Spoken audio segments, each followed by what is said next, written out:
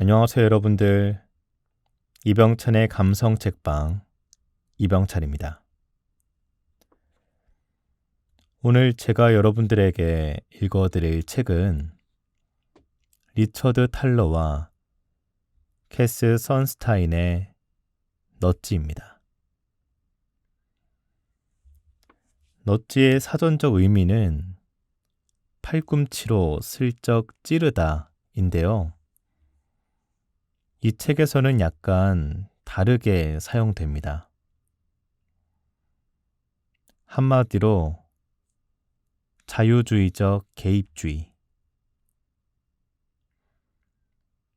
사람들이 선택 혹은 거절을 자유롭게 할 수 있는 상태에서 약간의 인위적인 개입으로 더 나은 선택을 하게끔 유도한다는 겁니다.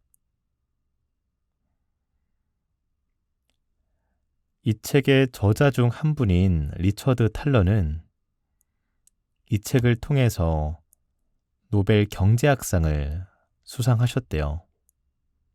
엄청 대단하죠. 한번 읽어보니까 저한테는 좀 많이 어려웠습니다. 이 경제학과 심리학이 섞여 있거든요. 그래도 정말 유익한 내용들이 많아서 제가 한번 가져와 봤습니다. 근데 워낙 내용들이 많아서요.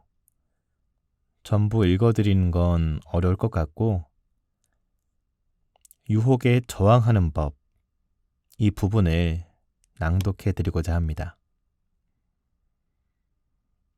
그럼 넛지를 통해서 세상의 수많은 유혹들을 어떻게 이겨낼 수 있을지 한번 알아가 보도록 하겠습니다.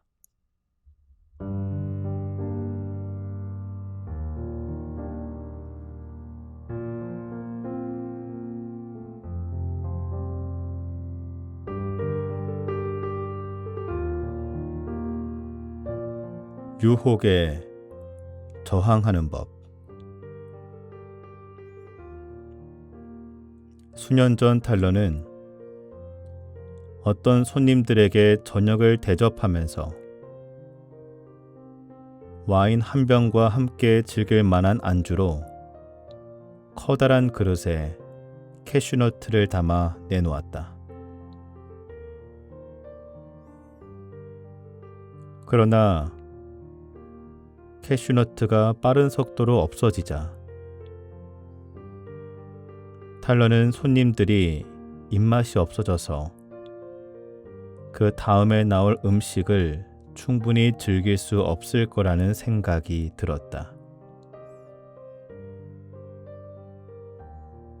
탈러는 얼른 조치를 취했다.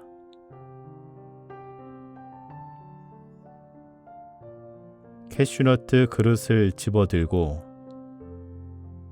눈에 띄지 않도록 부엌으로 치운 것이다.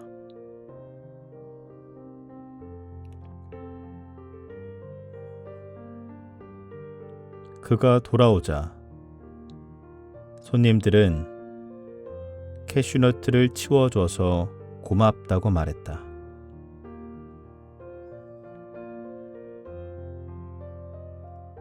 곧이어 더 이상 눈앞에 캐슈너트가 없다는 사실을 놓고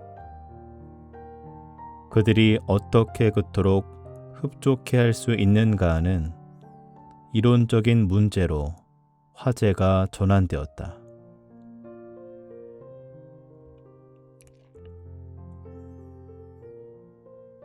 경제학의 한 가지 기본 원리는 기회가 많아진다고 해서 상황이 악화되는 경우는 절대 없다는 것이다.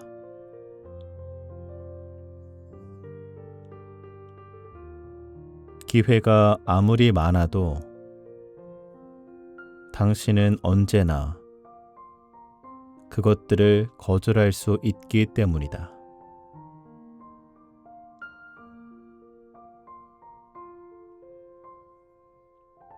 탈러가 캐슈너트를 치우기 전에 사람들은 캐슈너트를 먹을 것인지 안 먹을 것인지 선택할 수 있었다.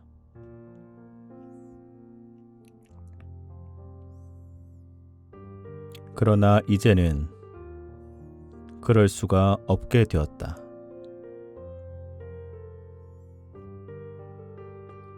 이콘들의 나라에서는 캐슈너트를 치웠을 때 만족스러워하는 것이 법칙에 어긋난다.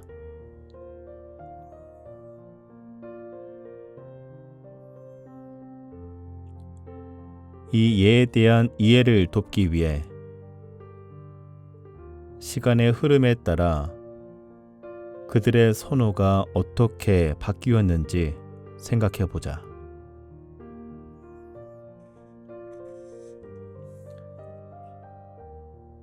탈러가 캐슈너트를 치우기 직전인 7시 15분에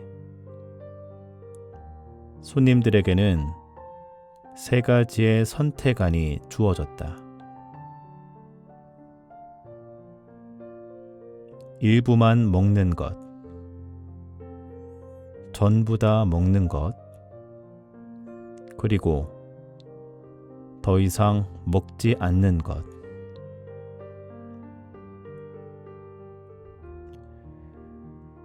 그 가운데 최선의 선택은 일부만 먹고 더 이상은 먹지 않는 것이다.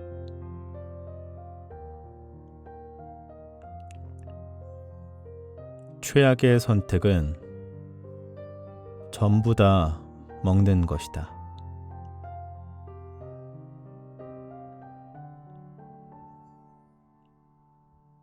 캐슈너트를 전부 다 먹어버리면 입맛을 잃을 게 분명하기 때문이다.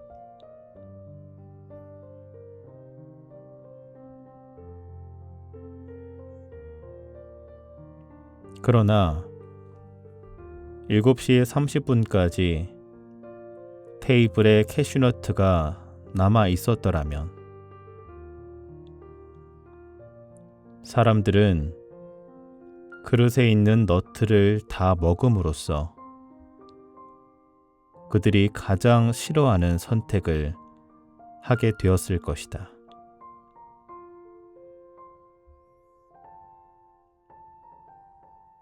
사람들은 왜 불과 15분 만에 마음을 바꾸었을까?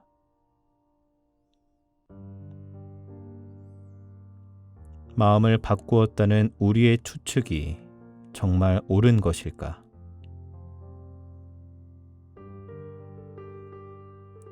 그저 우리가 그렇게 말하고 싶어 하는 것은 아닐까?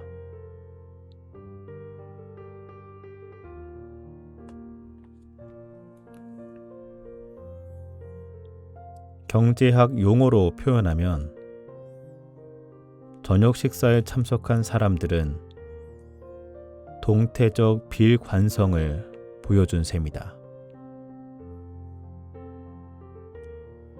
처음에는 A보다 B를 선호하다가 나중에는 B보다 A를 선호하게 되었기 때문이다.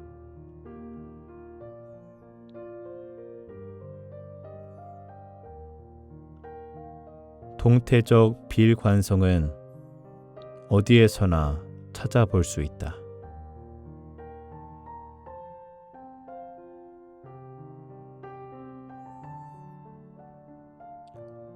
토요일 오전만 해도 사람들은 텔레비전을 보고 있기보다는 나가서 운동을 하는 게 좋겠다고 말할지 모르지만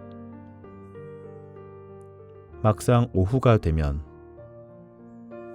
소파에 앉아서 텔레비전으로 풋볼 게임을 본다.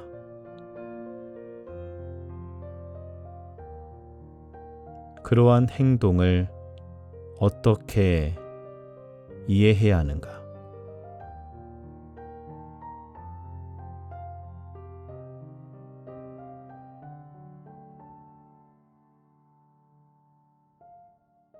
세이렌과 율리시즈,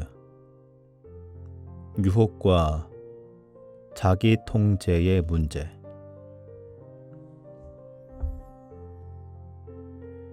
캐슈너트 현상에 대한 이해를 돕기 위해 두 가지 요인을 소개한다.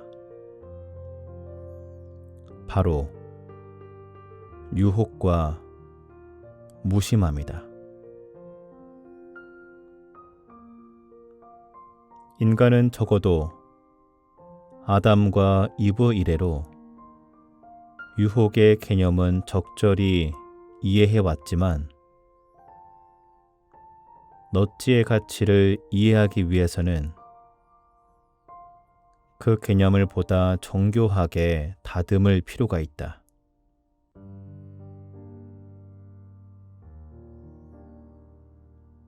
무언가가 유혹적이라는 것은 어떤 의미인가?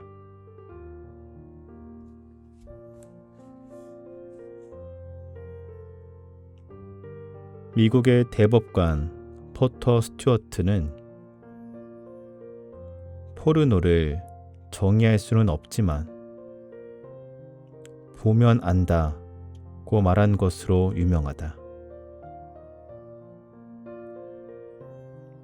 이와 유사하게 유혹은 정의하기보다 인식하기가 더 쉽다.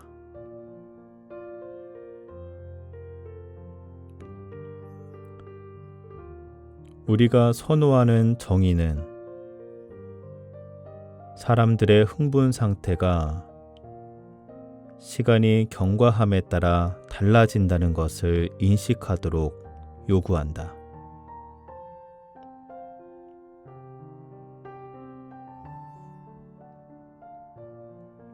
좀 더 단순하게 설명하기 위해 두 가지 양극단, 즉 흥분한 상태와 차분한 상태를 생각해 보자.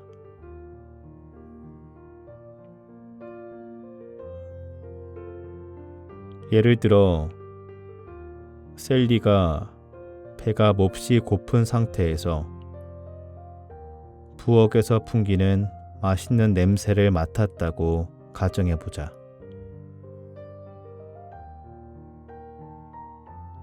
셀리는 흥분한 상태라고 말할 수 있다.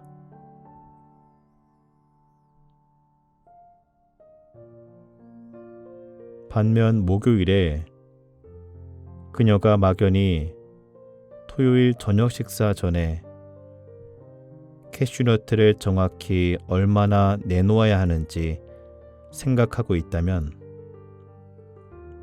그녀는 차분한 상태에 있는 셈이다.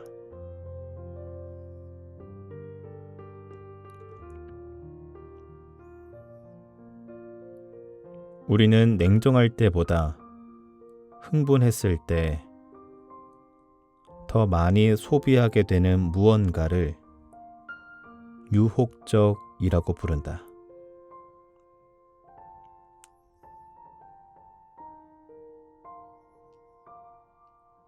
그렇다고 해서 차분한 상태에서 내린 결정이 언제나 더 낫다는 의미는 결코 아니다.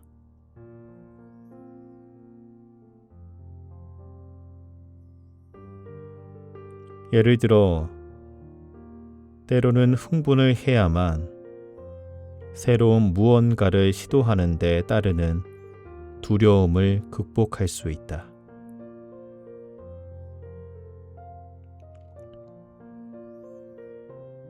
때로는 디저트가 정말 맛있어서 그것을 얻기 위해 최선을 다하기도 한다.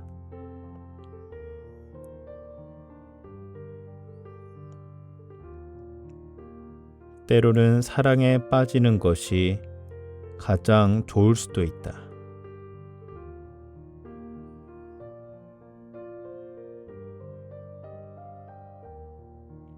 그러나 분명히 흥분한 상태에서는 종종 여러 가지 문제에 빠질 수 있다.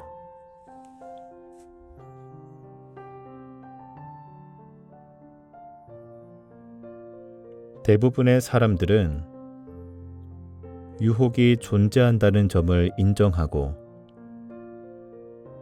그것을 극복하기 위해 조치를 취한다.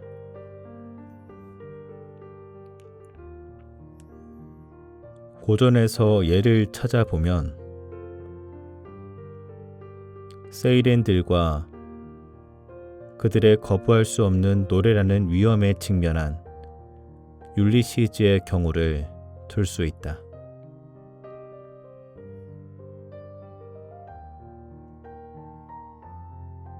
그는 차분한 상태에서 선원들에게 음악의 유혹에 넘어가지 않도록 밀랍으로 귀를 막으라고 지시했다.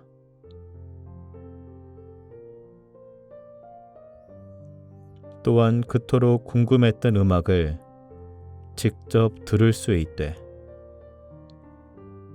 음악이 그를 흥분 상태로 몰아넣어 배를 더 가까이 대고픈 유혹에 굴복하지 않도록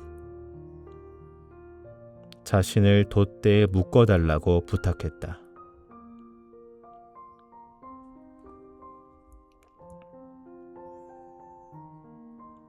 율리시즈는 성공적으로 자신의 문제를 해결했다.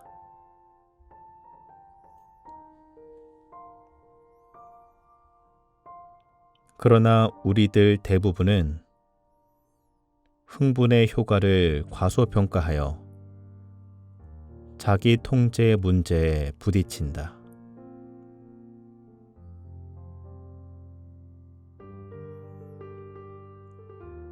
행동주의 경제학자 게오르게 레벤슈타인은 이것을 흥분과 냉정 사이의 감정적 간극이라고 부른다.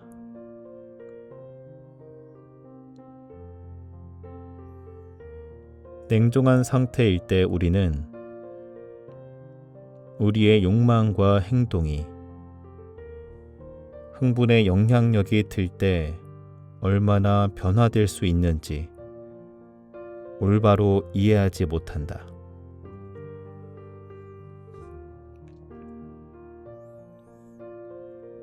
따라서 우리의 행동을 보면 특정한 정황이 선택에 미칠 수 있는 영향에 대해 다소 순진하게 생각한다는 점을 알 수 있다.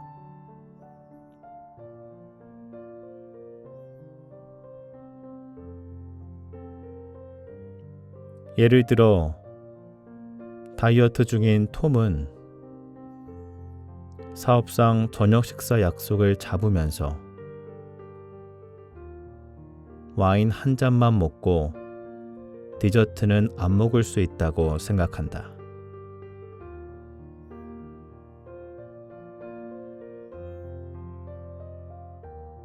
그러나 상대방이 2병째 와인을 주문하고 웨이터가 디저트 카트를 끌고 오면 모든 계획이 수포로 돌아간다.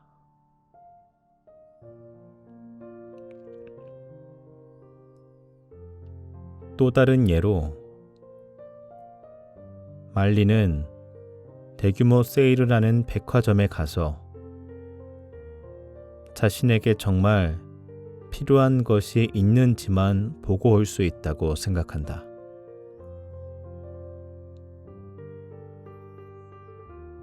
그러나 결국에는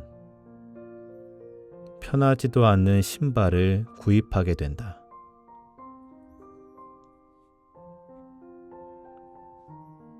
로버트는 안전한 섹스만 할 거라고 생각하지만 이처럼 중대한 결정을 몹시 흥분한 상태에서 내려야 한다는 문제가 남는다.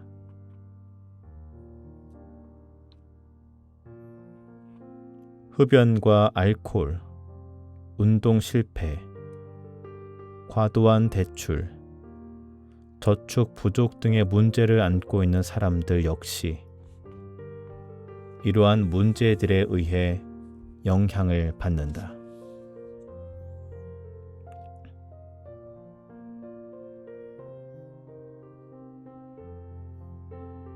자기 통제 문제를 해결하는 한 가지 방법은 개인이 반자율적인 두 개의 자아로 구성된다고 생각하는 것이다.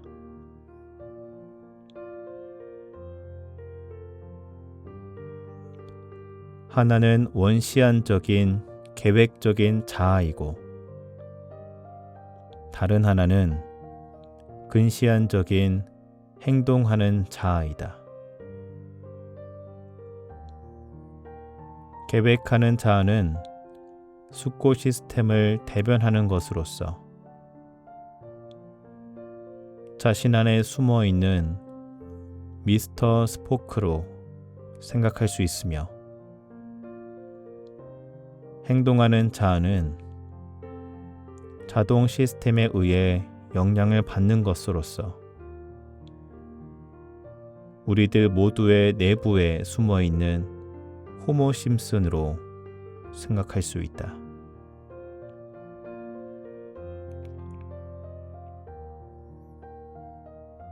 계획하는 자아는 당신의 장기적인 번영을 증진시키려고 노력하는 동시에 행동하는 자아의 강력한 의지와 장난, 감정에 대처해야 한다.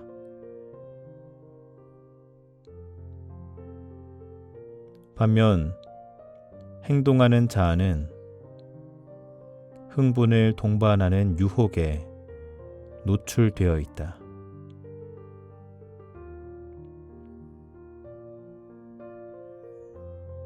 최근 신경경제학 분야에서 실시한 연구에 따르면 자기통제와 관련하여 이러한 이중 시스템적 개념이 존재한다는 사실을 입증하는 증거가 있는 것으로 나타났다.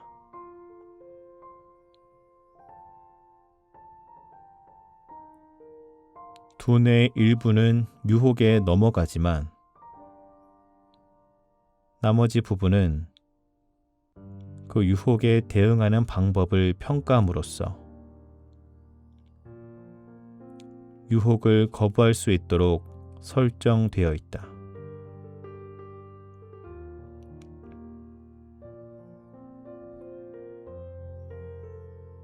이따금씩 두뇌의 이 부분을 심각한 대결을 벌일 수도 있다.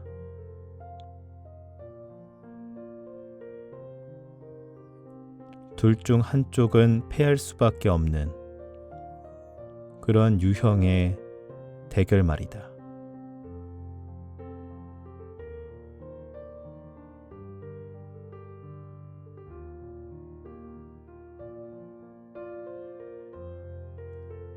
무심한 선택. 살을 빼고 싶다면 작은 그릇에 먹어라. 캐슈너트의 문제가 유혹의 문제만은 아니다. 그것은 또한 우리가 타성의 맥락에서 논한 바 있는 어리석은 유형의 행동과도 연관된다. 수많은 상황에서 사람들은 자신을 자동 조종 모드로 밀어넣는다.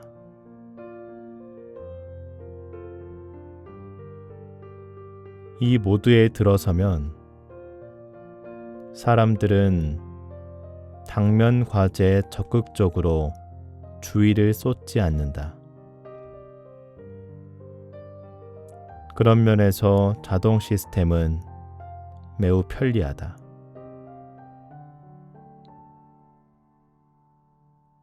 토요일 아침에 볼일을 보러 나가다가 자신도 모르게 평소처럼 직장으로 차를 모는 경우도 있다.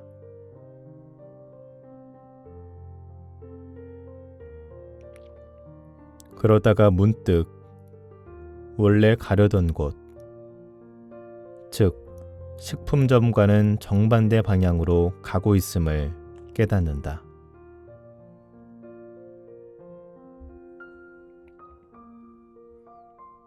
또 일요일 아침에는 평소처럼 커피를 마시며 신문을 읽다가 친구와 브런치 약속이 있음을 1시간 전에야 깨닫기도 한다.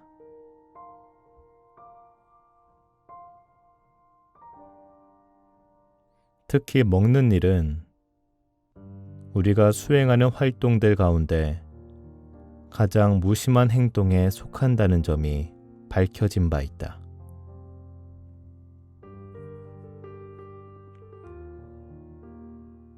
그저 앞에 놓인 것은 무엇이든 먹는 사람은 수없이 많다.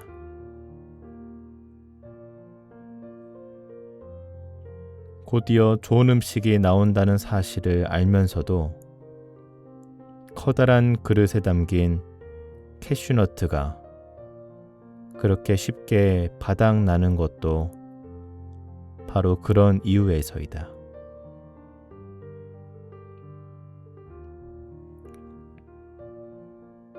팝콘의 경우도 마찬가지다.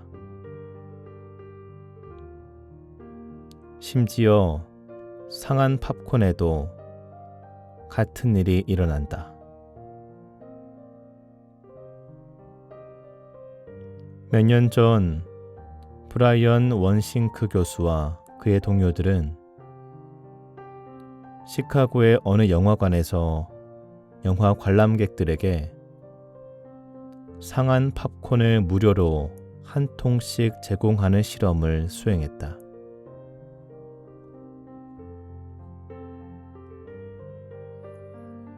(5일) 전에 튀겨서 먹을 때 실제로 버벅거리도록 보관해 둔 것이었다.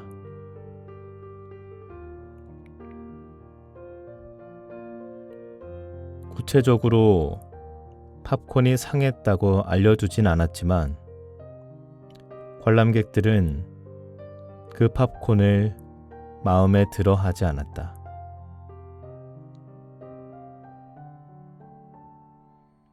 한 관람객은 땅콩을 포장하는 스티로폼 용기를 먹는 것 같다고 말하기도 했다.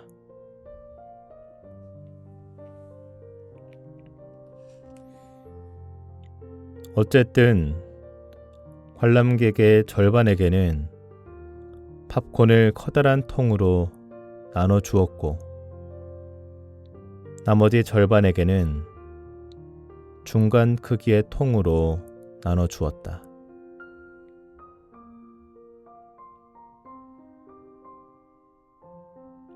큰 통을 받은 사람들은 중간 통을 받은 사람에 비해 평균 53%나 팝콘을 더 먹은 것으로 밝혀졌다.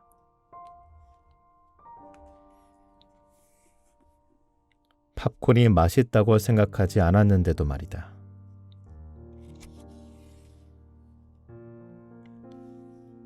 영화가 끝난 후 원싱크는 팝콘을 큰 통으로 받은 사람들에게 자신들이 더 많이 먹은 것이 통의 크기 때문일 수도 있다고 생각하는지 물었다.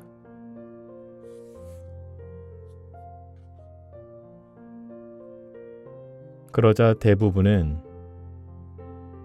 그런 술수에는 안 넘어갑니다 라며 그 가능성을 부인했다.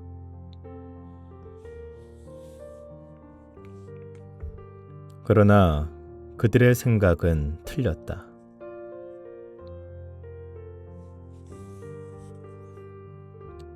수프에도 마찬가지 원리가 적용된다. 원싱크는 또 다른 기발한 실험에서 참가자들에게 캠벨사의 토마토 수프가 담긴 커다란 그릇 앞에 앉아서 원하는 만큼 먹으라고 요청했다.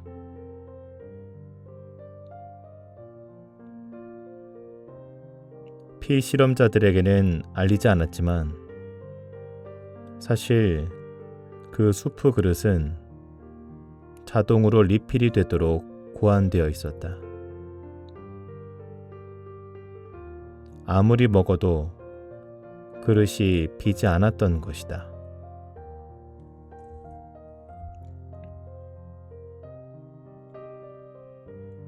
대다수의 사람들은 실험이 끝날 때까지 자신이 엄청난 양을 먹고 있음을 깨닫지 못한 채 계속 수프를 먹었다.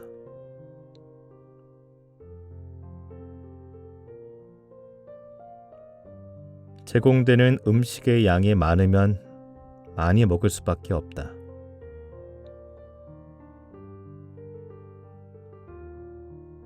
커다란 접시나 커다란 팩 등은 일종의 선택 설계로서 주요한 넛지의 역할을 한다.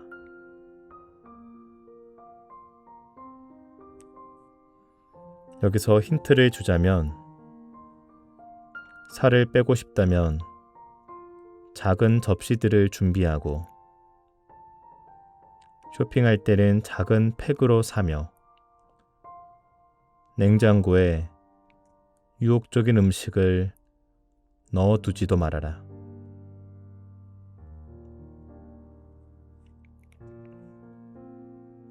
자기 통제 문제와 무심한 선택이 합쳐지면 사람들에게 일련의 나쁜 결과들이 초래될 수밖에 없다.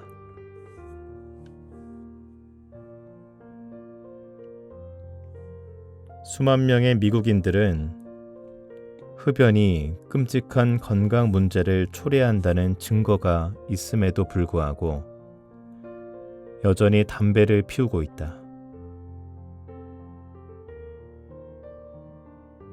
게다가 흡연자들 가운데 상당수는 담배를 끊고 싶다고 말한다.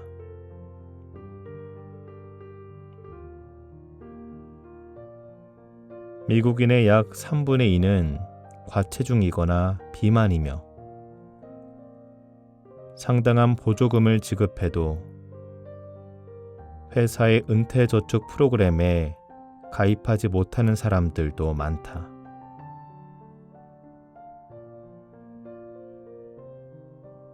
이러한 모든 사실들을 종합해 볼 때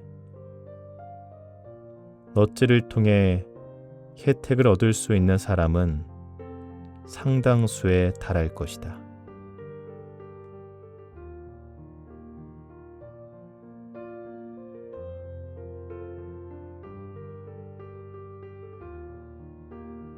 두 자아의 대결.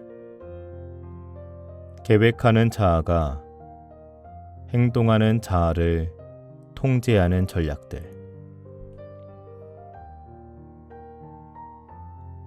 사람들은 자신의 약점을 부분적으로나마 알고 있기 때문에 외부의 도움을 구하는 조치를 취하기도 한다.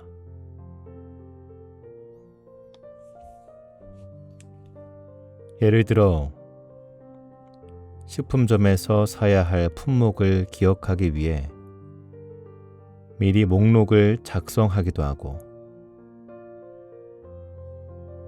아침에 시간에 맞춰 일어나기 위해 자명종 시계를 구입하기도 한다.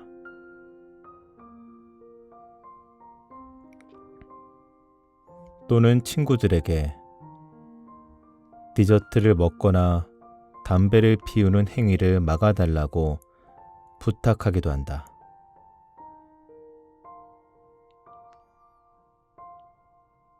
이런 경우 대개는 우리의 계획하는 자아가 행동하는 자아들의 행동을 통제하는 조치를 취하는 것이다.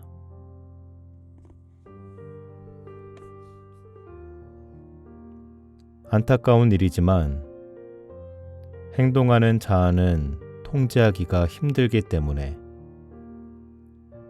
계획하는 자아의 최선의 노력을 망칠 수도 있다.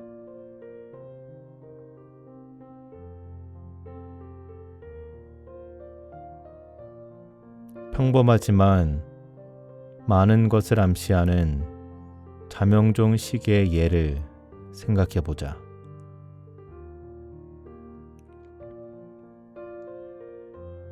낙관적인 계획하는 자아는 하루를 알차게 보내기 위해 새벽 6시 15분에 알람을 맞추지만 졸린 행동하는 자아는 알람을 끄고 다시 9시까지 잠을 잔다. 이것은 계획하는 자아와 행동하는 자아 간의 치열한 싸움으로 이어질 수 있다.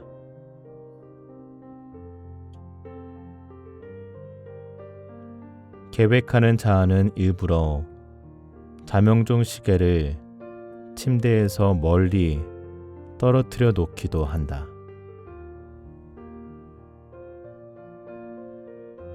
행동하는 자아가 적어도 자리에서 일어나서 그것을 끌 수 있도록 말이다.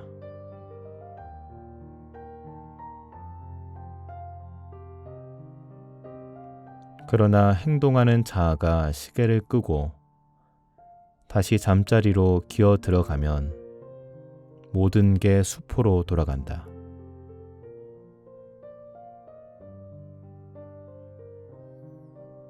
한 가지 다행스러운 점은 이따금씩 진취적인 기업들이 계획하는 자아를 돕는 방법을 제시한다는 것이다.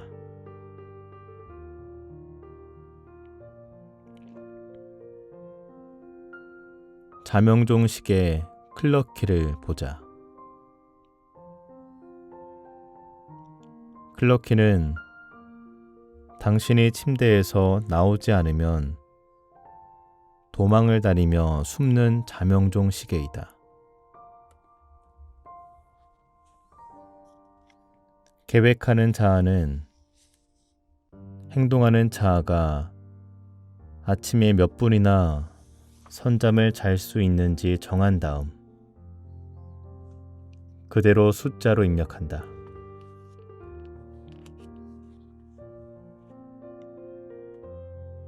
정한 시간이 되면 클러키가 침대 옆 테이블에서 뛰어내려와 요란한 소리를 내며 방 안을 돌아다닌다.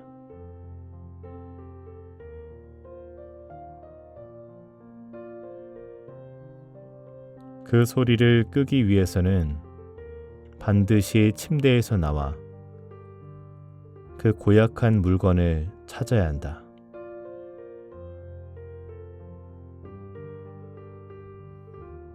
그리고 이쯤 되면 비틀거리던 행동하는 자아도 완전히 잠을 깨는 것이다.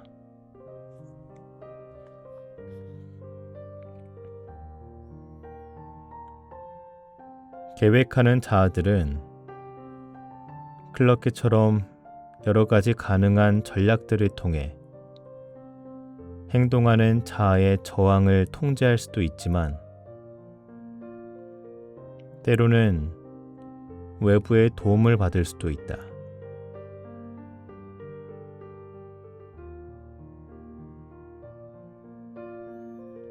민간 및 공공기관들이 어떻게 그런 도움을 제공할 수 있는지 살펴보자. 일상적으로 우리는 비공식적인 내기가 포함된 전략을 사용한다.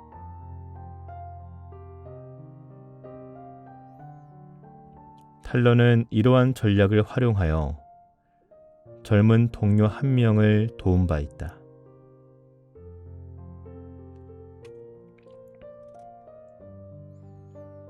그 동료는 부임 전에 또는 아무리 늦어도 부임 첫 해에 박사학위 과정을 끝마칠 수 있다는 전제하에 새로운 교수진으로 고용되었다.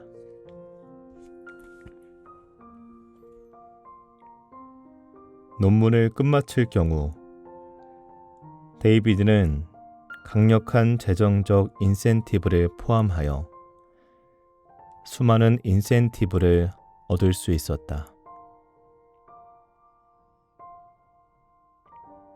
그러나 학위 과정을 끝마치기 전까지는 조교수가 아닌 강사 대우를 받았으며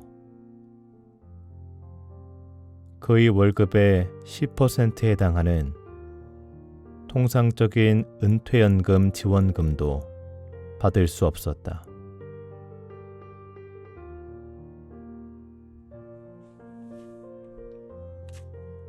데이비드의 계획하는 자아는 그만 꾸물거리고 논문을 완성해야 한다는 사실을 알고 있었지만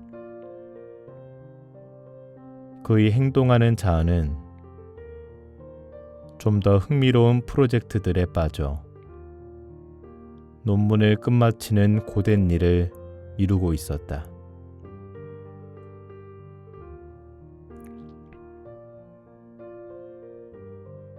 바로 그때 탈러가 개입하여 데이비드에게 다음과 같은 거래를 제안했다.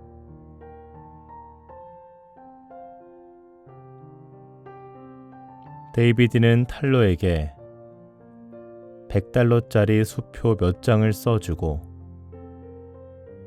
그 수표의 만기일을 각각 이후 몇 개월의 첫날로 정한다. 그런 다음 데이비드가 매달 마지막 날 자정까지 탈러의 집 현관 밑에 새로 쓴 논문을 한 단원씩 갖다 놓지 않으면 수표를 현금화하는 것이다.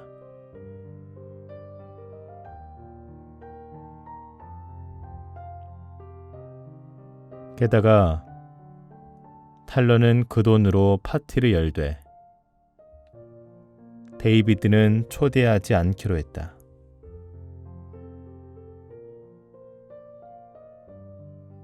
(4개월) 후 데이비드는 예정대로 논문을 완성했다.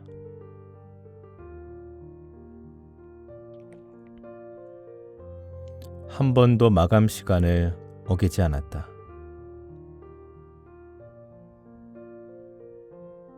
은퇴연금 지원금만 놓고 봐도 대학에서 나오는 데이비드의 금융 혜택은 한 달에 $100가 넘는다.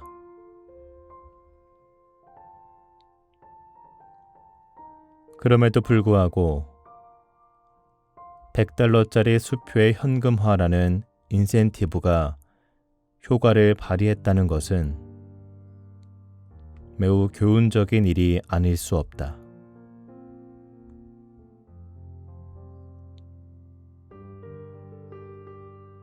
그것은 바로 탈러가 수표로 현금화하여 데이비드가 없는 곳에서 좋은 와인을 마신다는 사실이 추상적인 데다 아득히 먼 은퇴연금 지원금보다 훨씬 더 생생한 고통이었기 때문이다.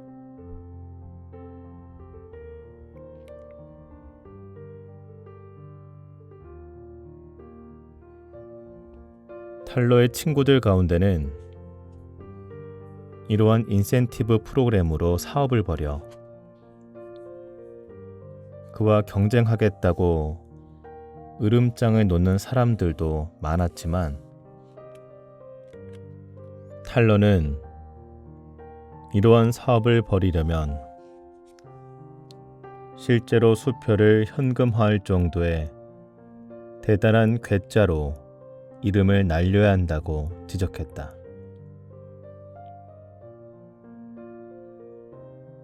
때로는 친구들끼리 이러한 내기 전략을 채택할 수도 있다. 두 경제학자 존 로멀리스와 딘 칼러는 독창적인 체중 감량 계획을 채택했다.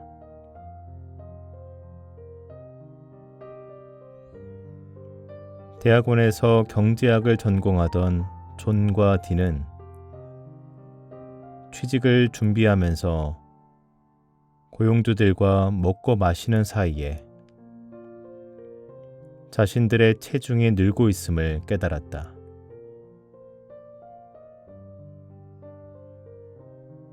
그리하여 그들은 계약을 맺었다. 둘 다 9개월 동안 약 14kg을 줄이기로 한 것이다.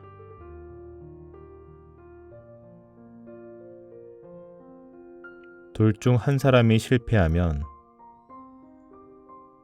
상대방에게 1만 달러를 지불해야 했다.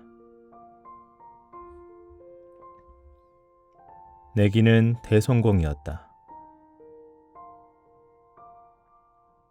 두 사람 모두 목표를 달성한 것이다.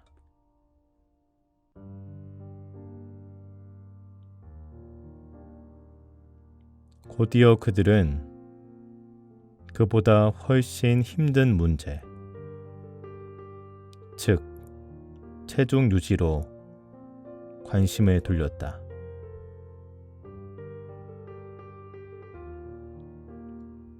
그들이 정한 규칙은 어느 쪽이든 하루 전에 체중 검사를 요청할 수 있다는 것이었다. 그리하여 둘 중 한 사람이 목표 체중을 초과하면 상대방에게 약속된 액수를 지불하는 것이었다.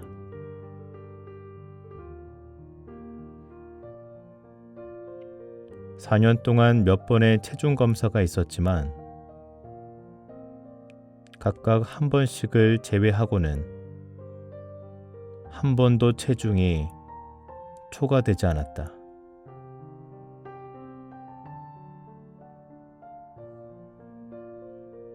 데이비드의 논문 내기에서와 마찬가지로 딘과 존 역시 아무리 체중 감량을 원했어도 내기를 통해 서로를 자극하지 않았더라면 살을 뺄 수 없었을 것이라는 점을 인정했다.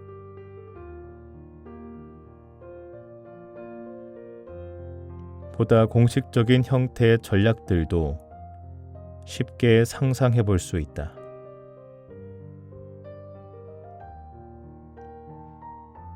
(16장에서) 우리는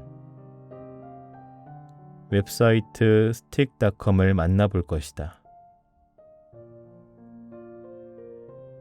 이 사이트는 계획하는 자아가 행동하는 자아를 통제하게 만드는 방식을 제시한다. 상황에 따라 사람들은 심지어 정부가 자기 통제 문제까지 해결해 주길 바라기도 한다.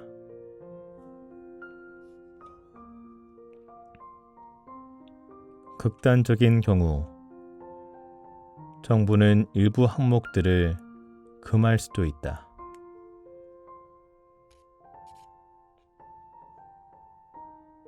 이러한 금지는 자유주의적 개입주의보다 더 순수한 것으로 간주될 수 있지만 때로는 제3자의 이익이 걸려 있을 수도 있다.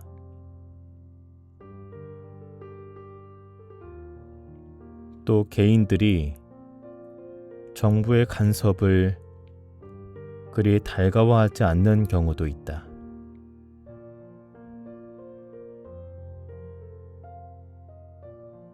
예를 들어 흡연자들은 담뱃세를 통해 혜택을 얻을 수도 있다. 담뱃세는 담배를 금지하지 않으면서도 소비를 억제해 주기 때문이다.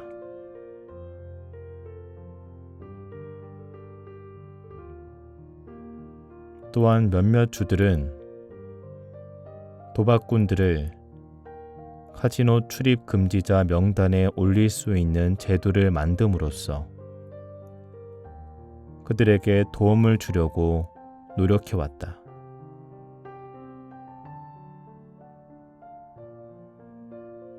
이러한 접근 방법은 누구도 동의를 강요당하지 않으며 거부하는 데에도 거의 비용이 들지 않는다는 점에서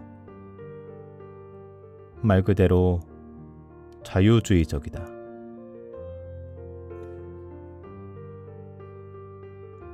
정부 주도의 자기통제 전략을 대표하는 한 가지 흥미로운 예는 바로 일광절약 시간제이다. 설문조사 결과 대부분의 사람들은 이 제도를 훌륭한 아이디어라고 생각하는 것으로 드러났다. 주로 저녁의 일광 시간을 추가로 1시간 더 즐길 수 있다는 이유에서이다. 물론 하루의 일광 시간은 정해져 있기 때문에 시계를 1시간 일찍 돌려놓는다고 해서 일조량이 증가하는 것은 결코 아니다.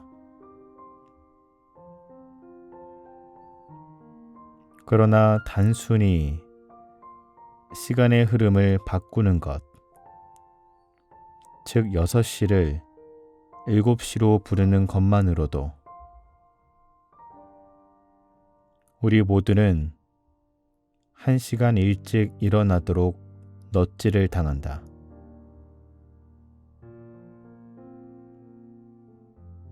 저녁에 소프트볼을 즐길 수 있는 시간이 늘어나면서 에너지도 축적할 수 있게 되었다.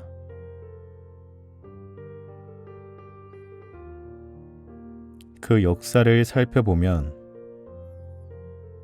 이 아이디어는 벤저민 프랭클린이 미국 대표로 파리에 파견되었을 때 처음 제안한 것이었다.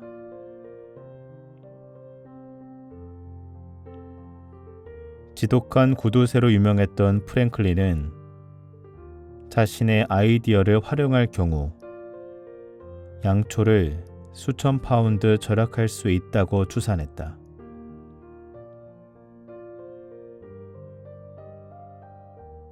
그러나 그의 아이디어는 1차 세계대전이 발발한 후에야 인기를 끌 수 있었다.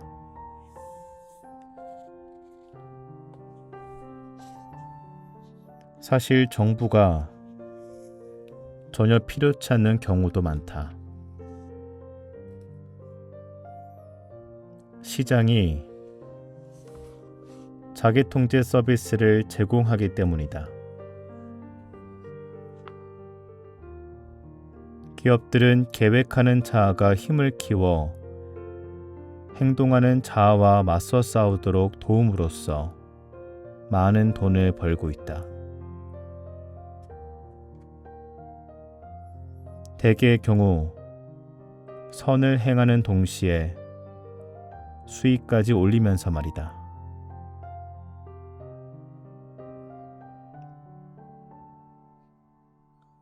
흥미로운 예로 과거에 큰 인기를 끌었던 독특한 금융 서비스 제도를 생각해 보자. 바로 크리스마스 저축 클럽이다.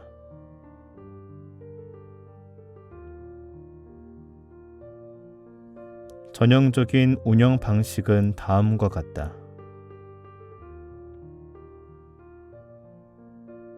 11월에 고객이 동네 은행에 계좌를 열고 이듬해 매주 특정 액수를 저축하겠다고 약속한다.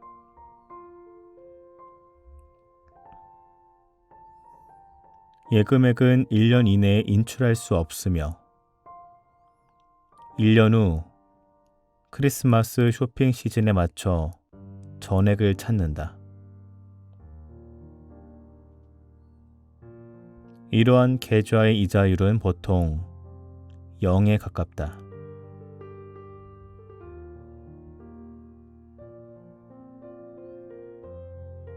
경제적인 측면에서 크리스마스 클럽을 생각해 보자. 크리스마스 클럽은 유동성이 전혀 없고 거래 비용이 높으며 이자율이 거의 0에 가까운 계좌다.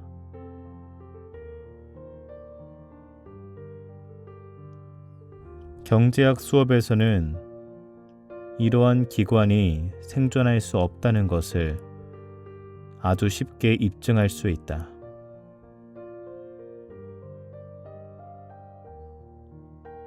그럼에도 불구하고 크리스마스 클럽은 수년 동안 널리 이용되면서 수십억 달러의 투자액을 유치했다.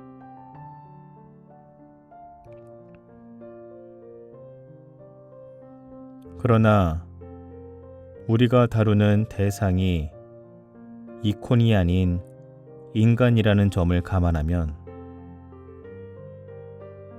그 클럽이 그토록 번영한 이유를 다소 쉽게 설명할 수 있다.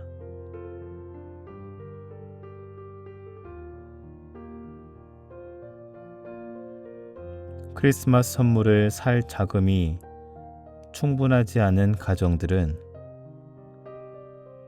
크리스마스 클럽에 가입함으로써 이듬해 크리스마스를 대비해야겠다고 결심할 테니까 말이다.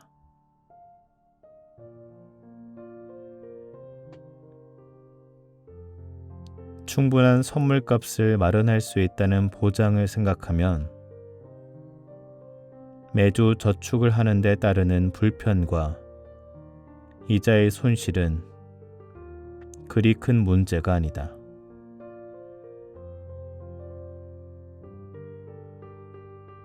자신을 돛대에 묶은 율리시스를 생각해 보면 쉽게 알 수 있다.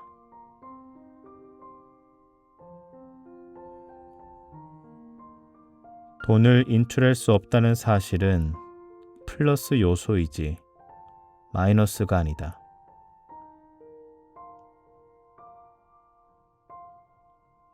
유동성이 없다는 것이 바로 핵심이라는 얘기다.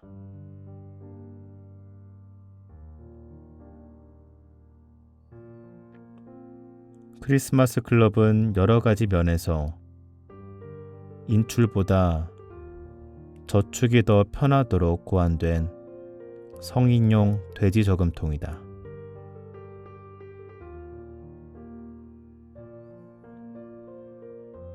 돈을 인출하기 어렵다는 사실이 전적으로 이 장치의 핵심이다.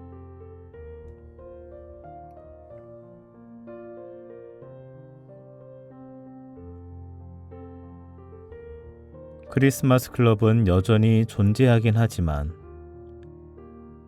신용카드의 출현으로 대부분의 가정에게는 불필요한 장치가 되었다.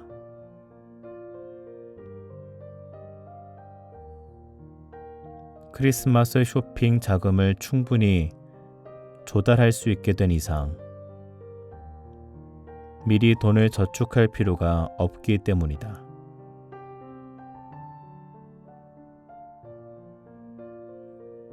물론 그렇다고 해서 새로운 제도가 모든 면에서 더 낫다는 것은 아니다.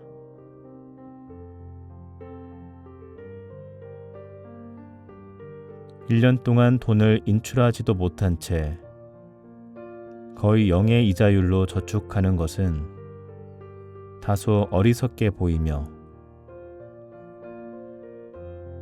분명히 이자가 붙는 계좌에 예금하는 것보다 좋을 리 없다.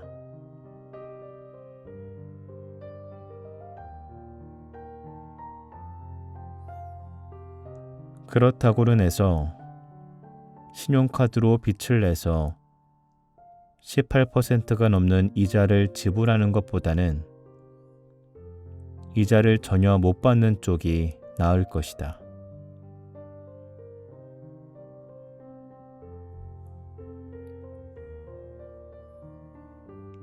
신용카드와 크리스마스 클럽 간의 시장 투쟁은 좀 더 일반적인 관점을 적절하게 입증한다. 이 관점에 대해서는 뒤에서 좀 더 자세히 살펴볼 것이다. 시장에서 기업들은 소비자의 수요를 충족시킬 만한 강력한 인센티브를 갖고 있으며, 따라서 그러한 수요가 가장 현명한 선택을 표상하느냐 여부에 관계없이 수요를 충족시키기 위해 경쟁을 벌인다.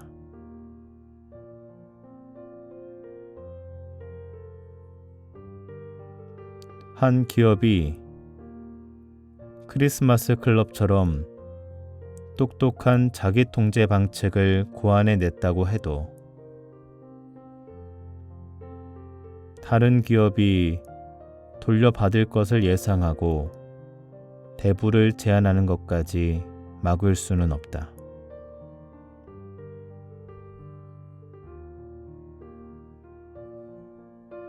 사실 서로 경쟁을 벌이는 신용카드와 크리스마스 클럽은 모두 동일한 기관,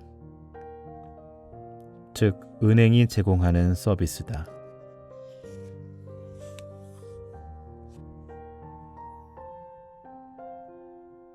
경쟁은 가격을 낮춰줄 수는 있지만 언제나 소비자들에게 최선이 되는 결과로 이어지지는 않는다.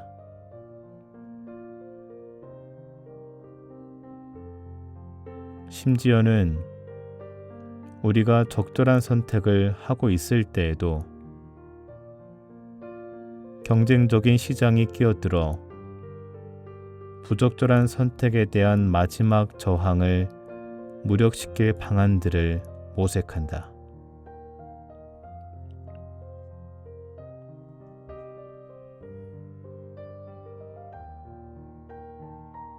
시카고의 오헤어 국제공항에는 먹을 것을 파는 두 판매점이 통로를 사이에 두며 경쟁을 벌이고 있다.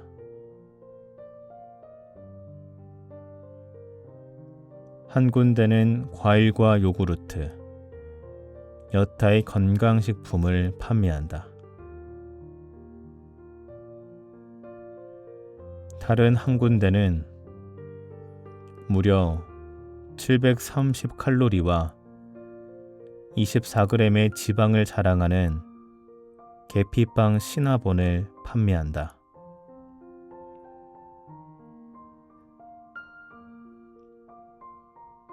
당신의 계획하는 자아는 요구르트와 과일 판매점으로 경로를 정하겠지만 시나본 판매점의 오븐에서 바로 앞 통로로 냄새가 퍼져나간다.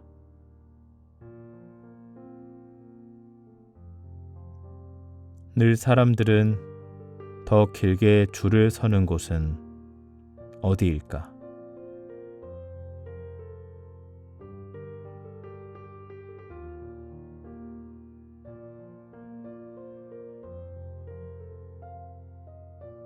심적 회계. 5,000달러가 있는데도 카드빚 3,000달러를 갚지 않는 이유. 자명종 시계와 크리스마스 클럽은 사람들이 자기 통제 문제를 해결하는 수단으로 사용하는 외적 장치다.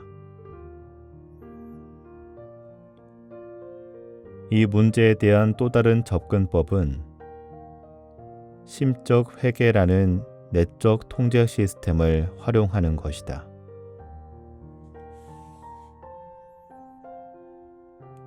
심적 회계는 각 가정에서 가정 예산을 평가하고 조정하고 처리하는데 사용하는 시스템이다.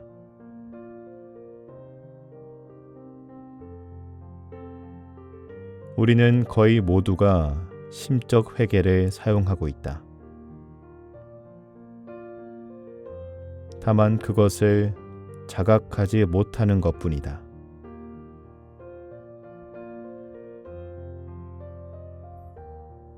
어느 DVD에 실린 부가 영상에서 배우 진 해크먼과 더스틴 호크만이 나누는 대화를 들어보면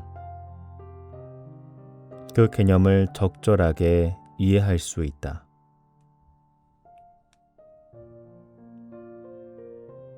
해크먼과 호크만은 배고픈 예술가 시절부터 친구로 지내왔다. 이 대화에서 해크먼은 호크만의 아파트를 찾아갔을 때 호크만이 자신에게 돈을 빌려달라고 청한 일화를 들려준다. 당시 해크먼은 호크만의 청을 승낙했지만 잠시 후 호크만의 집 주방에서 조리대에 나란히 놓인 돈통들을 보게 된다.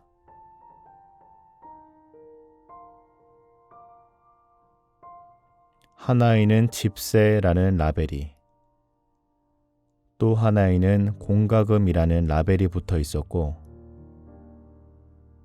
그 밖에도 제각기 라벨이 붙은 통들이 여러 개 있었다.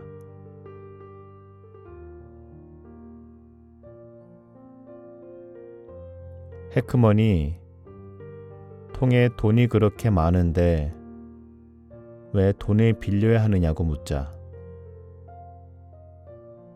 호프만은 식료품이라고 적힌 통을 가리켰다. 그 통은 텅 비어 있었다.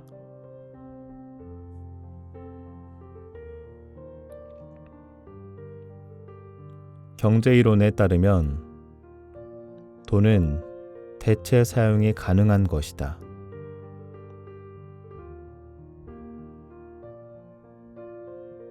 즉, 어떤 돈을 반드시 라벨대로 써야 하는 것은 아니라는 얘기다.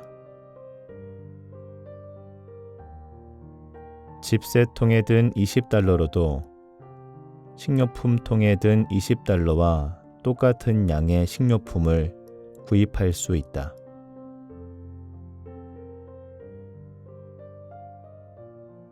그러나 일반 가정들은 조직들과 똑같은 이유로, 즉 소비를 통제하기 위해서 대체 사용 논리에 위배되는 심적 회계를 채택한다.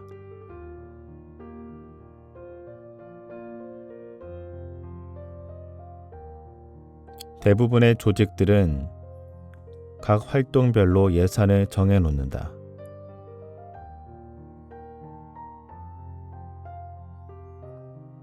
그런 조직에서 일해본 사람이라면 관련 예산이 이미 고갈되었다는 이유로 중요한 무언가를 구입하지 못하는 상황을 겪어봤을 것이다.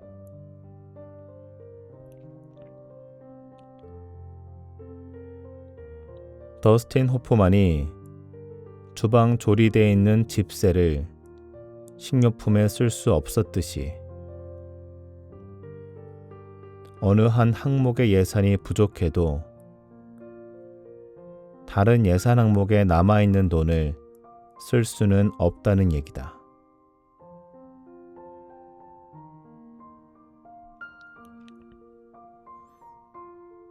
가정에서도 이처럼 대체 사용 불가능한 경우는 어디서나 찾아볼 수 있다. 가장 창의적인 심적 회계의 예는 바로 우리가 잘 아는 재무학 교수가 고안한 예일 것이다.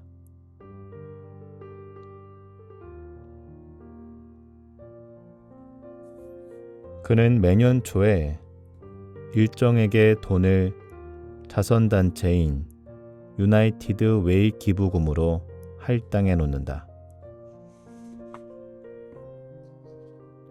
그런 다음 만약 그 해에 불상사가 일어나면 유나이티드 기부금 예산액에서 벌금의 액수를 마음속으로 제하는 것이다.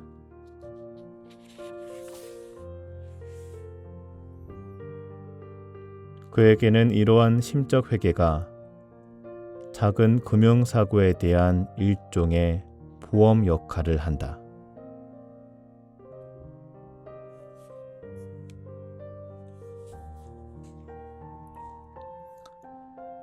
카지노에서도 심적 회개가 적용하는 것을 볼 수 있다.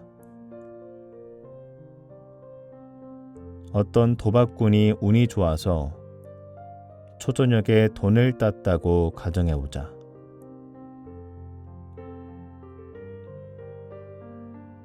그는 딴 돈을 한쪽 주머니에 넣고 그날 저녁에 도박을 하려고 가져온 돈을 다른 쪽 주머니에 넣을 것이다. 심지어 이것을 일컫는 용어도 존재한다.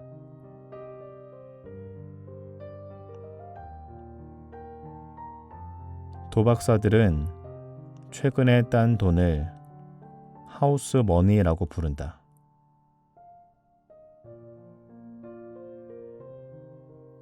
도박 용어로 카지노를 하우스라고 부르기 때문이다.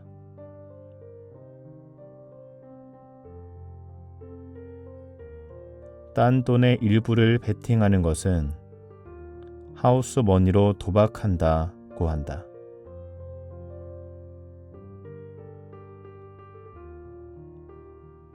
어쨌든 그 돈은 자신이 가져온 돈과는 다르다.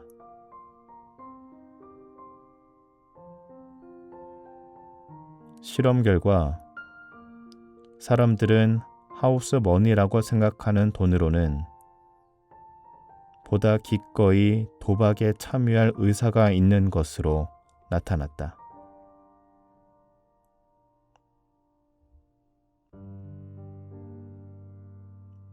도박을 하지 않는 사람에게도 이와 동일한 심리가 영향을 미친다.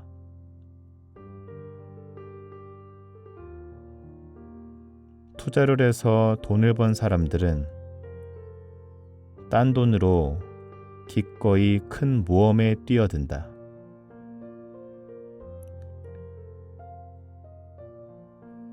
예를 들어 심적 회계는 1990년대 대규모 주가 상승에 크게 기여했다.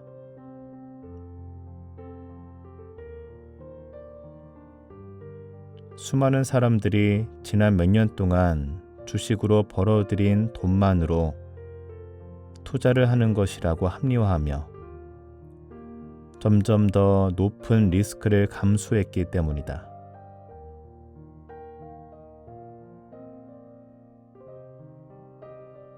이와 유사하게 사람들은 오랫동안 모은 저축보다는 뜻밖의 횡재를 했을 때 충동적으로 비싼 사치품에 돈을 쓸 확률이 훨씬 더 높다.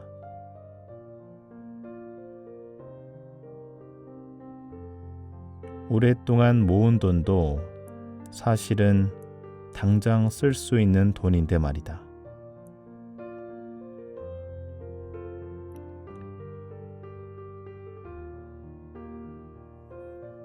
심적 회계가 중요한 것은 각 예산액이 대체 사용될 수 없는 것으로 간주되기 때문이다.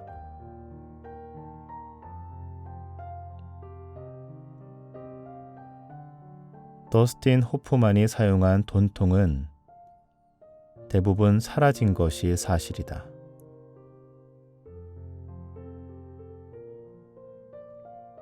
그러나 수많은 가정들은 여전히 용도에 따라, 즉 자녀 교육이나 휴가, 은퇴 등의 별도의 예산을 할당한다.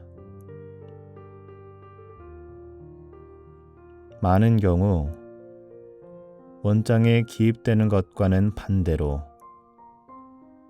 이것들은 말 그대로 서로 다른 계좌들이다.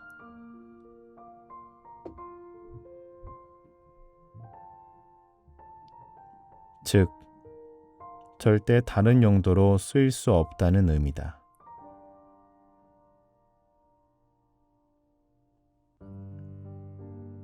이러한 신성 불가침성은 기묘해 보이는 행동으로 이어질 수 있다. 일테면 제각기 매우 상이한 이자율로 돈을 빌려주고 빌리는 것이 그 예이다.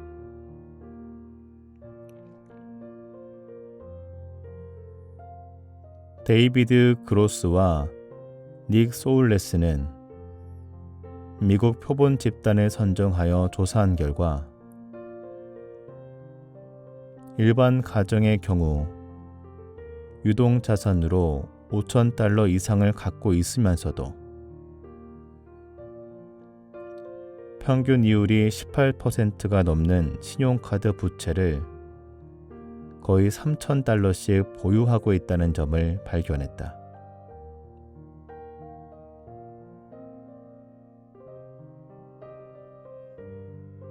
예금 계좌에 있는 돈으로 신용카드 부채를 갚으면 경제학자들이 일컫는 차익 거래 기회를 이용할 수 있지만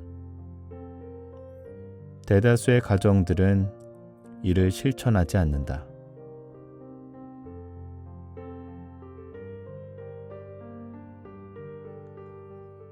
그러나 크리스마스 클럽 사례에서와 마찬가지로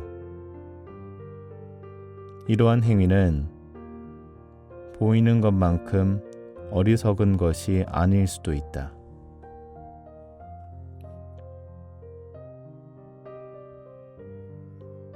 이러한 가정들 가운데 상당수는 신용카드를 최대 한도로 사용한다.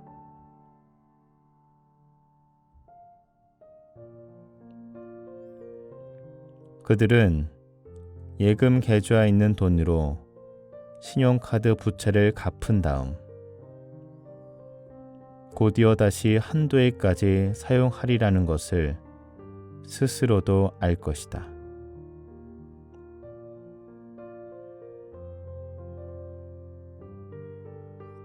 이런 점에서 별도의 구좌에 돈을 넣어 놓는 것은 크리스마스 클럽의 경우에서처럼 높은 비용에 따르는 또 하나의 자기 통제 전략이라고 할 수 있다.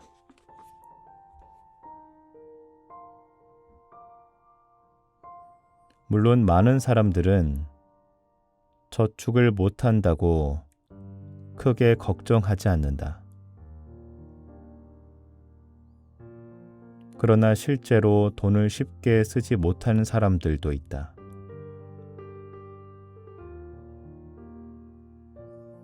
그 정도가 극히 심한 사람들은 구두쇠라고 부르지만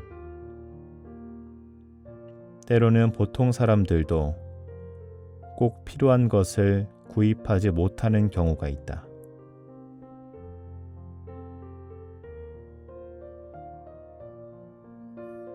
우리의 친구 데니스는 이 문제를 해결하기 위해 현명한 심적 회계 전략을 채택했다.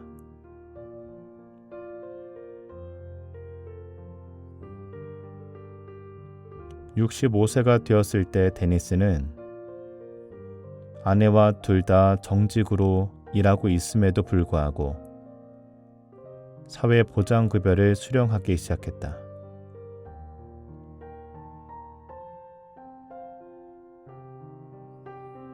데니스는 수년 동안 꽤 많은 돈을 저축했으므로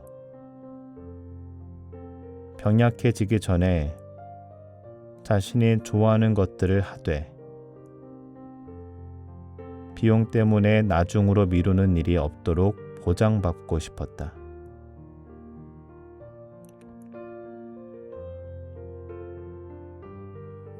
그래서 그는 특별 예금 구자를 개설하고 사회보장급여를 별도로 저축하며 해당 구자의 돈을 재미 예산으로 정했다.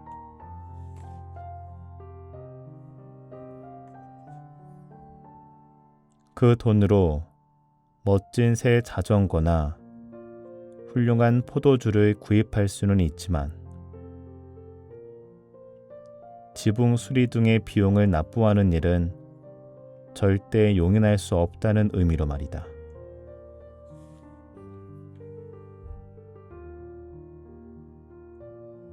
우리들 각자에게도 심적 회개를 활용하는 것은 극도로 가치 있는 일이 될 수 있다.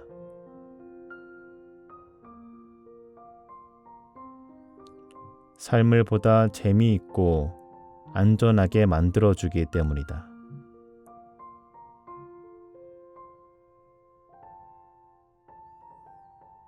대부분의 사람들은 거의 신성 불가침한 비상사태 계좌와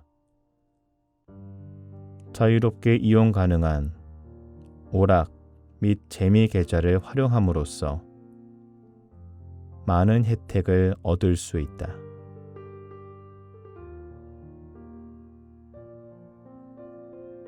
심적 회계에 대한 이해는 또한 공공정책 개선으로 이어질 수도 있다.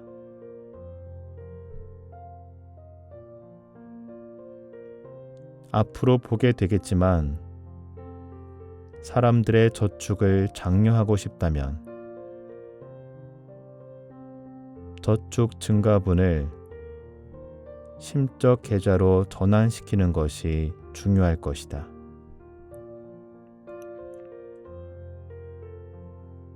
심적 계좌는 과도하게 돈을 소비하고 싶은 욕구를 통제해 줄 테니까 말이다.